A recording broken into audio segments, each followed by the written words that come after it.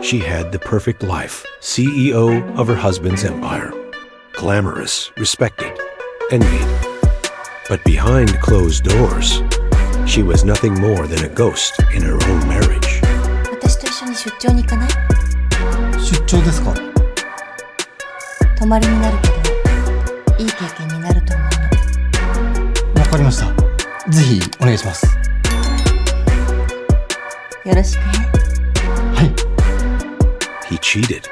Again and again and again. She stayed silent, strong, until one day.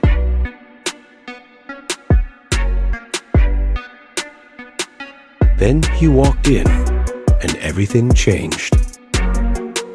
One business trip, one decision, and a love she never expected.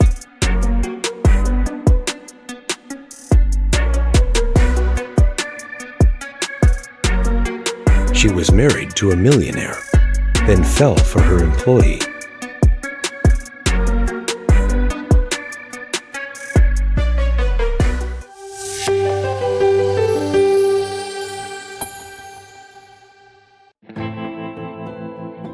Have you ever been married to someone who made you feel completely alone?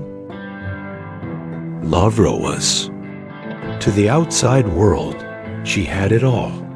A stunning woman in her early 40s, elegant, intelligent, and with a calm confidence that turned heads in every room. Her husband, Larry, was a name people whispered with admiration. A billionaire businessman, a man of power. Together, they were seen as a dream couple. And Lavra? She wasn't just his wife. She was the CEO of his company. She held the reins with grace, and every boardroom respected her decisions. But at home, behind the closed doors of their pristine penthouse suite, silence echoed louder than any applause at their events. The truth? Their marriage had hollowed out years ago. Larry no longer looked at her with warmth. The man who once brought her roses now brought home cold indifference, and worse, whispers of infidelity. Everyone knew. Everyone except the tabloids.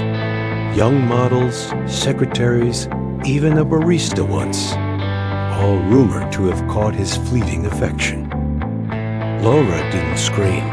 She didn't confront. She had screamed enough, silently in her soul.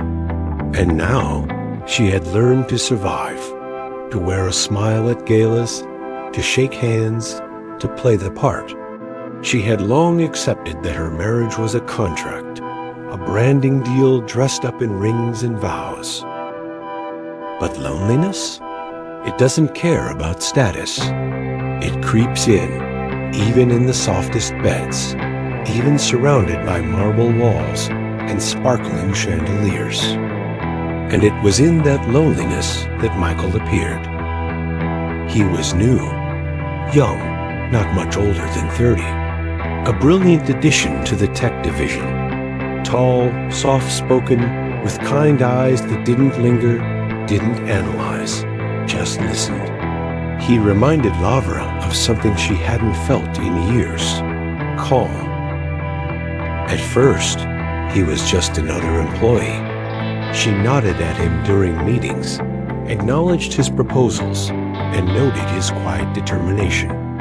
But soon, her eyes followed him a little longer. And one day, she caught herself smiling, not for a camera, not for a client, but because of something Michael had said in passing.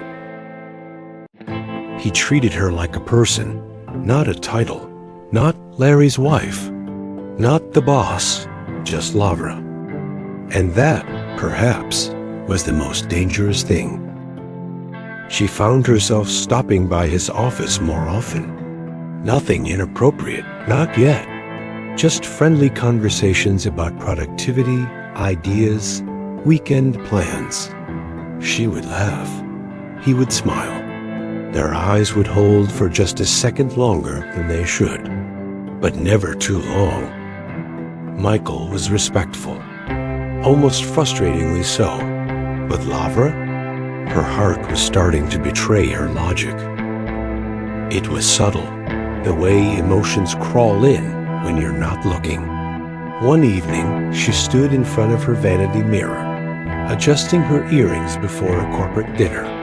For the first time in years, she wondered what it would feel like to be wanted again, not for appearances, not for social gain, but wanted for who she was beneath the makeup and power suits. Later that week, an opportunity presented itself. Larry called her into his office, distracted as usual, his phone buzzing with notifications from God knows who. "You need to meet the investors in Santa Aurelia next week," he said, not even looking at her. "It's important. Don't mess it up." Lavra didn't flinch. She nodded, like she always did.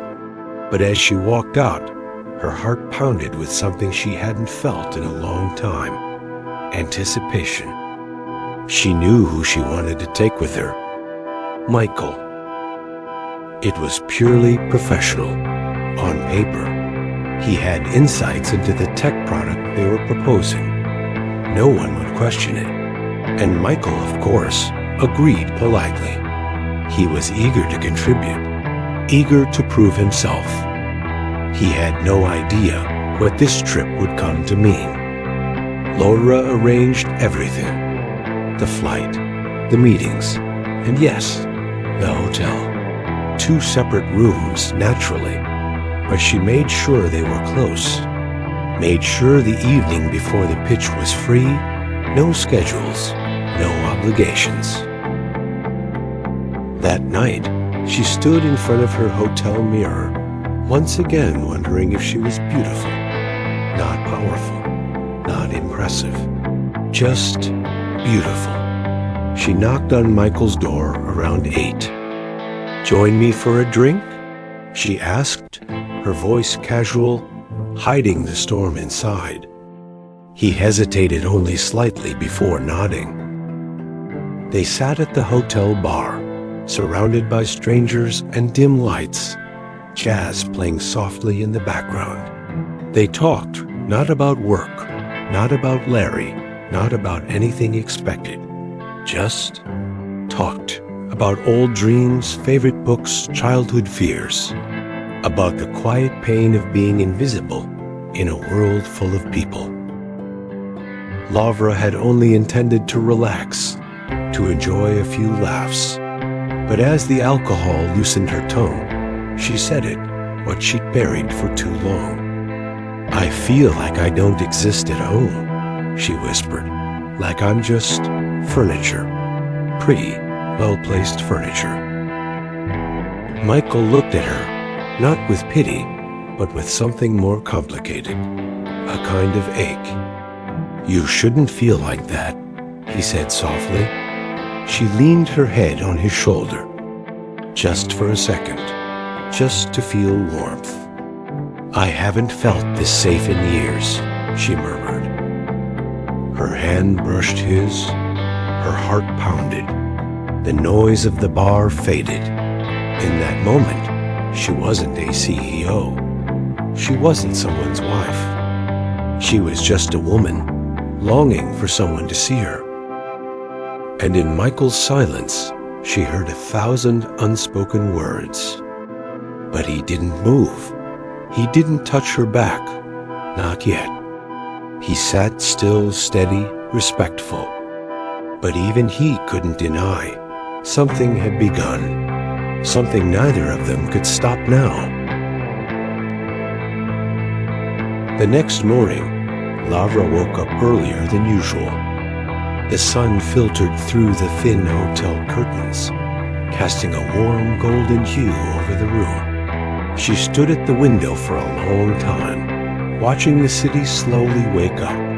Her heart still held the echo of last night, the quiet bar, Michael's steady presence, the softness in his eyes when she spoke her truth. Nothing had happened, but everything had changed. Breakfast was quiet. Michael was polite as always, calm, composed, never crossing a line. But Laura noticed something different in him. In the way he glanced at her over coffee. In the way his voice lowered just slightly when he said her name. And for the first time in a long time, she felt like she wasn't alone in her feelings. The day unfolded smoothly. Meetings, presentations, negotiations. Laura was flawless, and Michael backed her with confident clarity. By the end of it, the client was impressed. The contract was secured. Handshakes exchanged, smiles all around. But beneath the success, something unspoken lingered between them. Fragile, like a secret melody only they could hear. That night, there was no bar, no drinks, no casual conversation. Laura stood in front of her door. Just down the hall, she knew Michael was doing the same, thinking the same, feeling the weight of something they couldn't name. She didn't knock on his door. She didn't have to. He came to hers. They didn't speak at first. Michael stood in the doorway, hesitant, searching her face for permission, for certainty. "Are you okay?" he asked. Laura nodded slowly. "I just don't want to be alone tonight." He stepped inside. It wasn't rushed. It wasn't reckless. It was human. Two souls slowly coming undone after being held together too tightly for too long. Like two people finding shelter in the same storm. And for the first time in what felt like a lifetime, Laura felt seen. Touched not for power, not for obligation, but for love or the hope of it. The night was soft, intimate, honest. It wasn't a mistake. It wasn't an affair driven by lust or revenge. It was two people finding a piece of themselves in each other. And in that hotel room, Laura remembered who she was before the years buried her in titles and silence. Michael wasn't perfect. He wasn't her savior. But he was present, real, and that alone was everything. The next morning, there was no awkwardness, no regret. Just quiet understanding. They packed, they checked out, they boarded the flight back home. Nothing dramatic. No stolen kisses. No secret promises. Just a shared glance now and then, filled with 1,000 invisible threads connecting them. Michael stayed the same professional, focused. But Laura changed. She smiled more, stood taller not because of a man, but because she rediscovered a part of herself.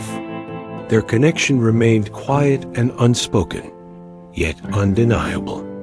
When their eyes met, it warmed them both. Larry never noticed too consumed with trips, models, and his empire to see Laura quietly step out of his shadow. She'd stopped blaming herself, stopped waiting to be seen or loved. Michael reminded her that healing could begin in the gentlest moments. They didn't call it love yet, but they both knew. That trip marked the start of something fragile, something real. They say some trips change your career, others change your life. For Laura, it did both. After returning from Santa Aurelia, she was different. Not louder, not bolder, just ... lighter. She carried herself with a quiet strength that didn't need explanation. Michael, ever composed, remained professional, but their connection lingered in every shared glance, every unspoken pause. They didn't rush anything. They didn't need to, because something real had already begun. At home, Larry barely noticed, still buried in his affairs, his empire, his ego. One night, across a long, cold dinner table, Laura looked at him and felt nothing. Not hurt, not anger, just emptiness. And that was her answer. Without drama or noise, she stepped down as CEO, packed her things, and left, not in fury, but in peace. She moved to a quiet coastal town, reclaimed her name, reclaimed her soul. Weeks later, Michael found a note on his desk. "If you ever feel like walking beside me, you'll know where to find me." And one morning, he did. No promises, no labels. Just two people, scarred but healing, meeting again, this time by choice. Their love wasn't loud, it wasn't perfect, but it was honest. And it was theirs. Laura didn't just find a man, she found herself.